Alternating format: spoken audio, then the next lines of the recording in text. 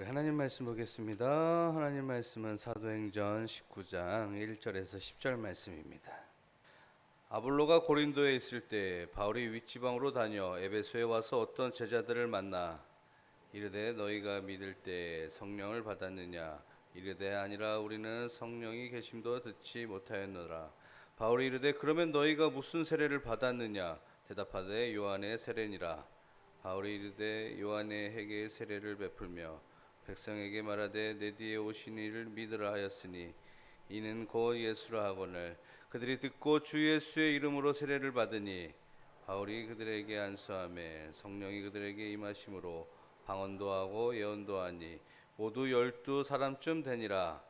바울이 회당에 들어가 석 달 동안 담대히 하나님 나라에 관하여 강론하며 권면하되 어떤 사람들은 마음이 굳어 순종하지 않고 무리 앞에서 이도를 비방하거늘 바울이 그들을 떠나 제자들을 따로 세우고 두란노 손에서 날마다 강론하니라. 2해 동안 이같이 하니 아시아에 사는 자는 유대인이나 헬라이나 다 주의 말씀을 듣더라. 아멘. 오늘도 하나님 말씀 가지고 또 기도할 때 또 우리가 가지고 나온 기도 제목을 가지고 부르짖을 때 하나님께서 하늘문을 열어 주셔서 반드시 응답하여 주실 줄 믿습니다. 우리 옆에 있는 분들에게 인사하겠습니다. 기적의 새벽입니다. 인사하겠습니다. 우리는 계속해서 사도행전을 보고 있습니다. 이 사도행전은 말 그대로 이 사도들이 복음을 전하러 가는 내용들로 되어져 있는 것을 볼 수가 있습니다. 그래서 사도들이 십자가의 복음을 전하는 것, 주님의 복음을 전하는 것을 우리는 사명이라고 합니다. 사명은 나에게 맡겨진 임무, 주어진 명령을 목숨을 다해서 임무를 완수하는 것이 바로 사명입니다. 그래서 사도행전을 어떤 분들은 선교행전이라고 부르기도 하지만 어떤 분은 복음을 전하는데 사명자들이 능력 있게 사역하는 모습들이 많이 나오기 때문에 또 사명행전이라고 말하는 분들도 있습니다. 이렇게 사역자들이 복음을 전하는 일에 사명을 다할 수 있었던 것은 무엇입니까? 그 사명자들이 본인들이 능력이 뛰어나서 아니면 수완이 좋아서 이것이 아닙니다. 성경은 하나님의 일을 하는 데 있어서 그 사람의 능력을 보고 사용하지 않았음을 우리는 너무나 잘 알고 있습니다. 하나님의 일을 감당하는 사람들을 보면 대다수가 부족하거나 또 연약하거나 또 비천한 자를 들어서 하나님께서는 도구를 삼아 사용하였음을 우리는 성경을 통해서 알 수가 있습니다. 그런데 중요한 것은 우리가 하나님의 일을 감당할 때 우리의 힘으로는 절대로 할 수 없다라는 것입니다. 그렇다면 하나님의 일을 감당하기 위해서는 또한 우리의 삶 속에서 우리가 하나님의 말씀으로 살아가기 위해서는 무엇이 필요합니까? 바로 성령입니다. 성령님이 함께 해야지 우리는 하나님의 일을 감당할 수 있고 또 우리의 삶 속에서 하나님의 말씀대로 살아갈 수 있다라는 것을 믿으시는 우리 성도님들 되시기를 바라겠습니다. 그래서 이 사도행전을 성령행전이라고도 이야기를 합니다. 그래서 오늘은 우리가 내가 있는 곳에서 또 하나님의 자녀로서 주어진 나의 삶 속에서 왜 성령이 필요한지 또는 왜 성령 충만해야 되는지 같이 말씀을 나누려고 합니다. 오늘 말씀의 내용을 보니까 아볼로가 고린도에서 사역을 하고 있을 때 바울은 윗지방에 거처에 있는 에베소에 이르렀다라고 1절 말씀에 기록하고 있습니다. 그리고 그곳에서 바울은 제자들을 만나게 됩니다. 근데 여기서 우리가 잠깐 눈여겨볼 것은 이 아볼로라는 인물입니다. 이 아볼로라는 사람은 그 당시 최고의 학문의 도시라고 할 수 있는 알렉산드리아에서 태어난 유대인입니다. 성경에서는 또한 그가 교육을 많이 받았다라고 기록하고 있습니다. 그런데 놀라운 것은 그가 성경에 대해서도 능통했고 예수님에 대한 도를 배워서 알고 있었다라는 것입니다.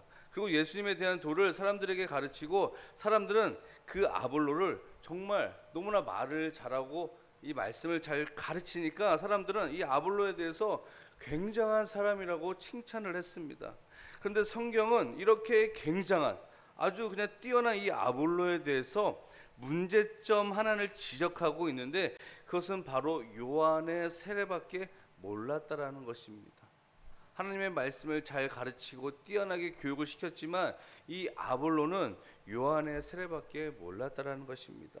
바울이 에베소에서 제자들에게 너희가 성령을 받았느냐라고 묻습니다. 그때 이 제자들의 대답은 우리는 성령이 계신지도 모릅니다 라고 대답을 한 제자들에게 이 바울이 다시 제자들에게 또 묻습니다. 그럼 너희가 무슨 세례를 받았느냐 라고 물었을 때 이 제자들은 요한의 세례만 받았다라고 이야기를 합니다. 여기에 제자들은 바로 아볼로가 가르친 이 제자들입니다. 우리 2절에서 3절 말씀 우리 한번 같이 읽겠습니다. 시작. 이르되 너희가 믿을 때 성령을 받았느냐? 이르되 아니라 우리는 성령이 계심도 듣지 못하였노라. 바울이 이르되 그러면 너희가 무슨 세례를 받았느냐? 대답하되 요한의 세례니라. 그럼 여기서 이 아볼로가 가르쳤던 이 요한의 세례는 무엇입니까? 이 요한의 세례는 예수님 오시기 전에, 그러니까 즉 세례 요한이 예수님이 오시기 전에 예수님을 위해서 그 길을 닦아놨습니다. 그래서 요한은 죄를 회개하고 하나님을 따르겠습니다라고 고백하는 사람들에게 세례를 주었습니다. 그런데 여기에는 한계가 있습니다. 그것은 세례를 통해서 얼마나 많은 사람들이 변화되느냐라는 것입니다. 단지 요한은 세례를 베풀면서 사람들의 마음에 회개를 심어주고 앞으로 오실 예수님을 통해서 복음을 듣게 하는 것이 본인의 사명이라고 생각을 했습니다. 그래서 마태복음 3장 11절 말씀에 보니까 이 세례 요한이 세례를 베풀면서 사람들에게 이렇게 얘기를 했습니다. 나는 물로 세례를 주지만 내 뒤에 오시는 분은 여러분에게 성령과 불로 세례를 줄 것입니다 라고 선포했습니다. 무엇을 뜻하는 것입니까? 우리가 한번 세례를 받는 것으로 우리의 삶이 달라지고 변화되지 않는다라는 것입니다. 우리 세례 다 받았잖아요. 그 세례 받는다라고 해서 우리의 삶이 달라지고 변했습니까? 아닙니다. 그렇다면 중요한 건 무엇입니까? 누구를 만나야? 예수님을 만나야 우리의 삶이 달라지고 변화되는 것입니다. 그리고 예수님이 주시는 그 성령 세례, 성령이 함께 해야지 우리의 삶 속에서 우리가 변화되는 그런 모습으로 우리가 살아갈 수 있다라는 것입니다.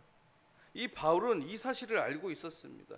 예수님을 만나야 변화되고 성령을 받아야 진정한 예수님의 제자가 되는 것을 알고 있었습니다. 그래서 이 제자들에게 예수님의 이름으로 세례를 베풀어 줍니다. 그리고 안수해 줍니다. 그때 어떤 현상이 일어났습니까? 우리 5절에서 6절 말씀 한번 같이 읽겠습니다. 시작. 그들이 듣고 주 예수의 이름으로 세례를 받으니 바울이 그들에게 안수함에 성령이 그들에게 임하심으로 방언도 하고 예언도 하니.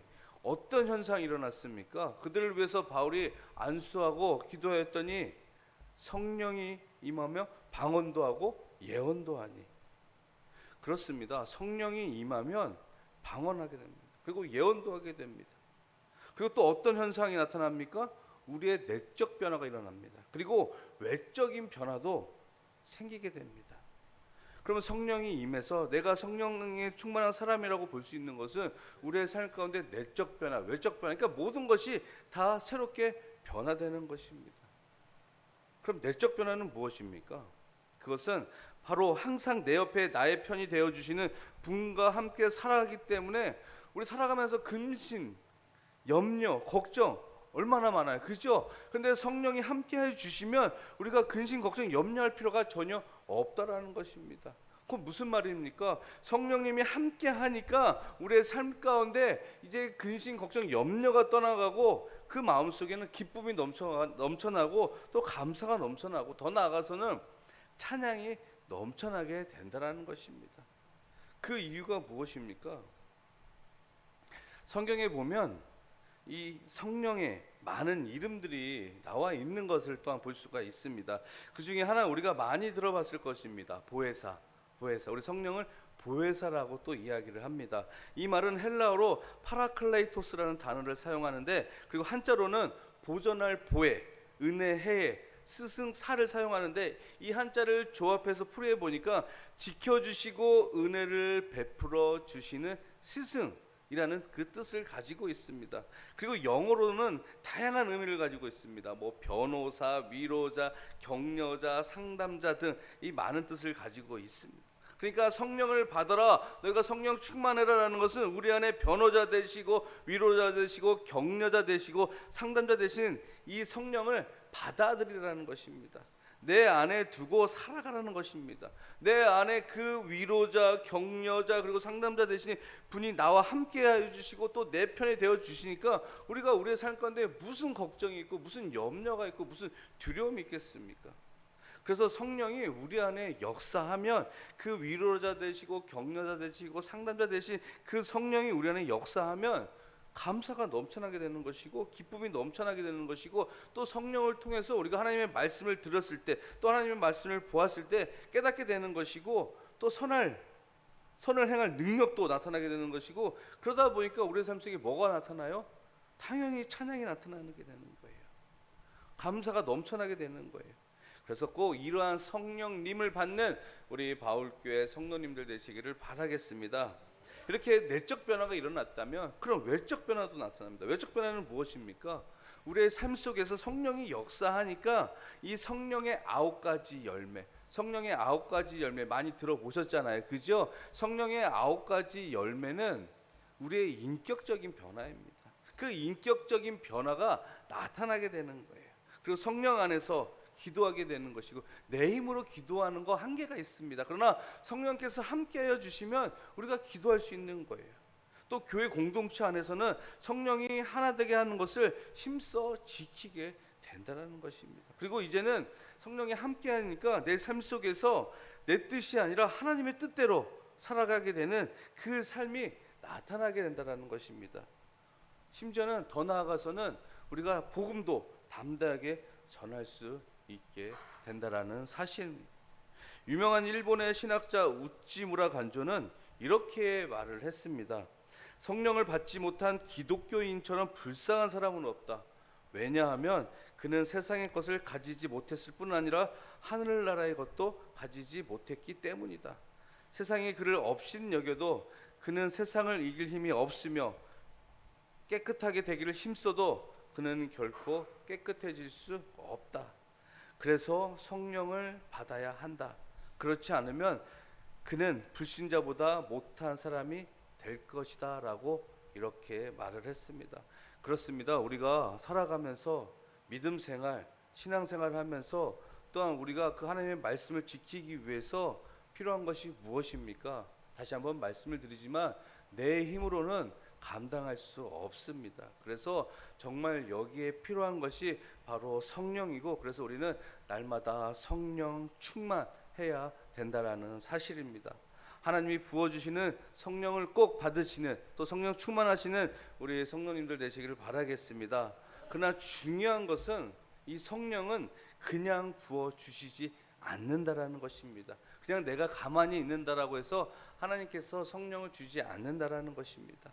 우리가 먼저 내 마음속에 우리의 마음속에 성령의 은혜를 받고자 하는 그 열망들 그 갈망들이 있어야 되고 또한 의심 없이 그런 마음의 준비가 있어야 한다는 것입니다. 그러면 하나님께서 우리에게 성령을 베풀어 주실 뿐만 아니라 우리가 기대하는 고대하는 그 성령이 우리의 삶 가운데 또 기도 가운데 임하게 될 줄 믿습니다.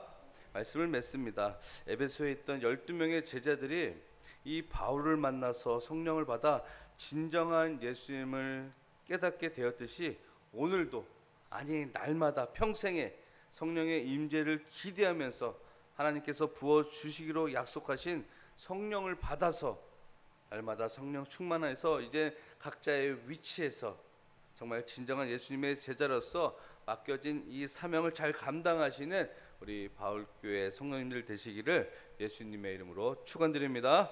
기도하겠습니다.